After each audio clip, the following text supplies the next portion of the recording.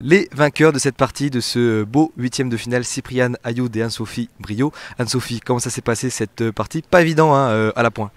Non, c'était des terrains difficiles et puis on a fait notre jeu et puis voilà, ça s'est bien passé.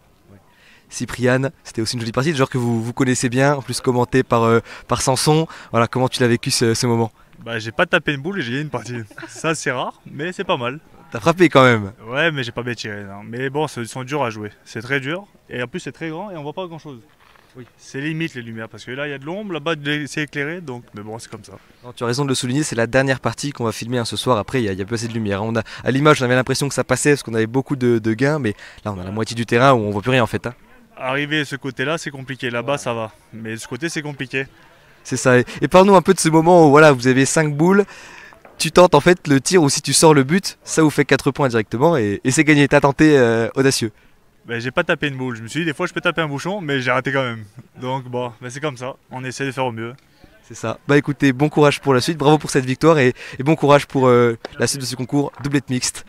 Voilà, merci beaucoup. C'était la fin de ce live du mercredi. On avait vécu beaucoup de choses. Hein. On avait les quarts de finale, demi-finale et finale du National Top 500. Masculin en triplette. Voilà, c'était un gros spectacle à revivre en rediffusion sur notre chaîne YouTube Sportmac TV. C'est la dernière partie, hein, là maintenant il n'y a plus assez de lumière, tout se joue à l'intérieur dans le stade Roger Blachon à Romans-sur-Isère. On se retrouve demain matin 8h pour le mondial des jeunes, le mondial de la Romanaise à pétanque qui seront plus de 4000 toute la fin de la semaine. On commence avec les tête-à-tête avec toutes les pépites de la pétanque de demain. Merci à tous et à demain, soyez au rendez-vous, au revoir.